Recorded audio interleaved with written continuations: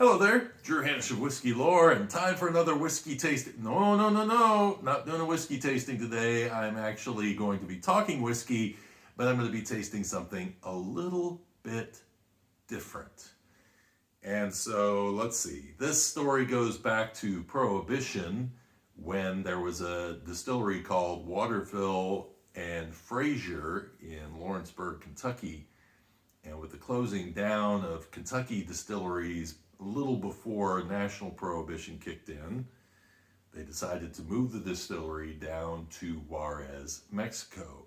Mary Dowling was the woman in charge, and she was not going to put up with prohibition, so she moved the distillery down that way. And so here in Juarez, Mexico, all of a sudden, during prohibition, they are making Mexican bourbon.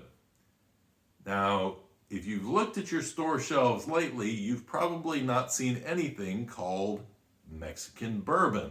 And this bourbon is part of the reason why you will not find anything called Mexican bourbon, and why the product that I'm about to do a tasting on has its particular designation. So what happened was, Prohibition comes to an end. Mary Dowling doesn't want to go through the expense of moving the distillery up, especially since she's doing a really good business in Mexico. So why not just stay there?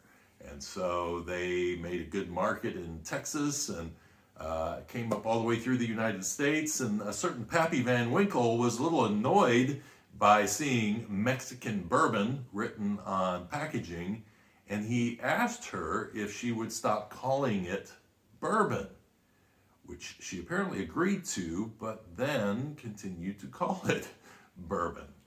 So in 1964, it was decided that they should try to get something passed into law that said that bourbon was a distinct product of the United States, so that they could keep Mexican bourbon off of the market. And so they did successfully. And so now you cannot, if you were in any country other than the United States, call something bourbon. In fact, Canada got, one of the distillers up there got slapped on the hand for suggesting bourbon-like. So it is definitely something that there are great protections against. And the Scots are the same. They don't want anything called Scotch that isn't made in Scotland. And I will say, going back through my old newspapers back in the 1800s, there were some companies that were talking about Seagram's Scotch, and what they actually were talking about was Canadian whiskey, but they just assumed because it was a smoother flavor that it was a Scotch, and so they called it Scotch. Interesting to note that the Mexican government actually decided to do a little tit for tat.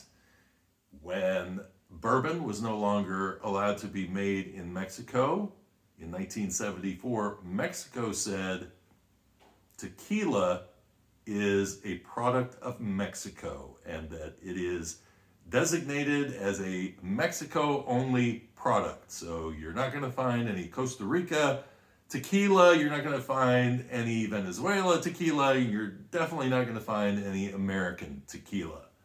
And so what happens if you're an American distiller and you want to make tequila? Well, you can't, but you can make basically the same product, just the same as in Ireland. I now understand a distillery is working on doing a sour mash whiskey. You can make corn whiskey anywhere in the world that you want to. You just can't call it bourbon. So the stuff in the bottle is basically a facsimile, but it can't be called it. So this is M.B. Roland's Kentucky Azul.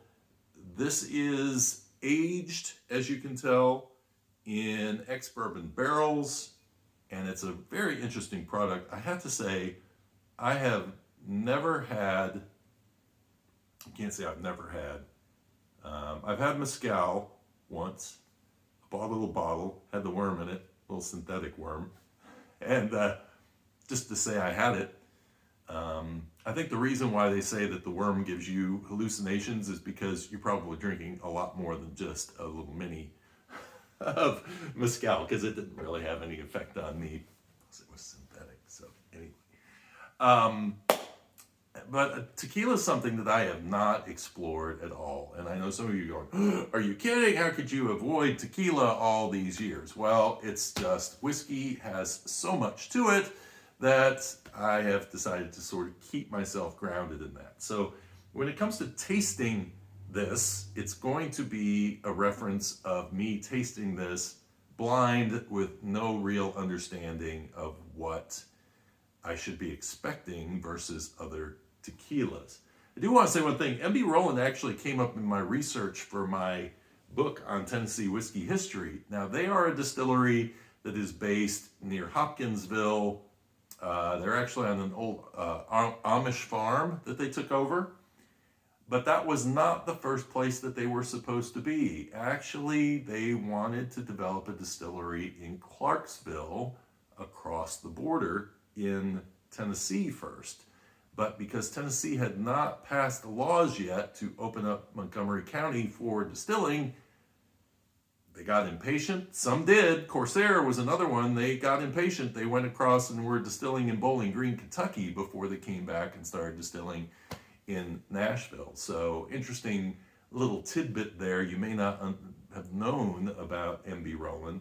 And I would suggest that if you are doing a tour of Kentucky, that if you want to do a quick little trip around the state line tours, there is a distillery now in Clarksville, Tennessee called Old Glory, MB Roland, and then Casey Jones, which is a cool little distillery as well that harkens back to moonshine and has a very unique looking square pot still there.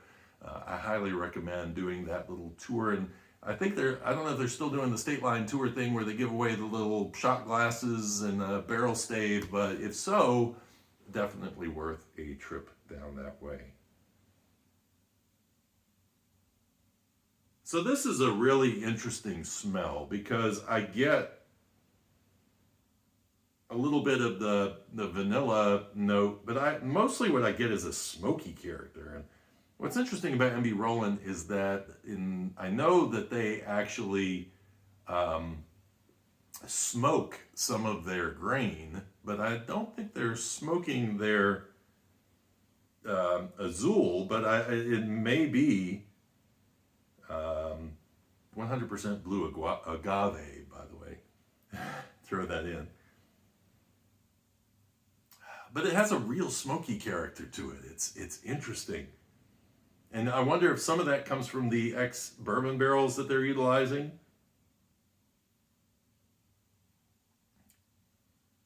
It's pleasant. It's 60.1% ABV, so it's barrel strength. Let's see if it knocks me over.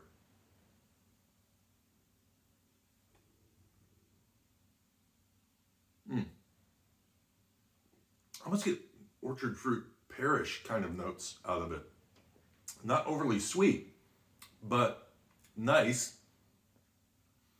I taste a little of what I almost would consider to be an alcohol kind of flavor coming in, but this is my inexperience with tequila. I don't know if that's connected to the flavor of agave or not. On top of that, I am picking up, because rum does that to me. Rum, I get a flavor that I sometimes want to categorize as kind of an alcohol flavor, but that again is because of inexperience of drinking that straight. It's hard to say. It's warm on the finish, but it's not overly aggressive, and it's really interesting because I almost get like a barbecue smoke flavor out of this, and it is actually making me want to go out and fire up the grill and do a little barbecuing back there with some good barbecue sauce. Interesting product, and I don't know, I probably sound completely novice here on the world of tequila. Cinco de Mayo tomorrow, it just seemed appropriate to jump in and talk a little bit about the history of tequila, as well as talking a little bourbon as well. I like it. I like it. Actually, I liked it enough that when I was doing the tasting, they lined up a whole bunch of different products that they make, and they make a wide variety of spirits. This was the one I decided to walk out with. So I was impressed enough by it that I said, you know what? I don't have any tequila. I would like to have something in that neighborhood, and this is unique, so why don't I take it home? Have you had anything from MB Roland? What's your favorite? Leave your comments below. Give me a like if you enjoyed the video, and more to come down the road, so make sure that you're subscribed. And until next time, cheers and Slainte. Salut.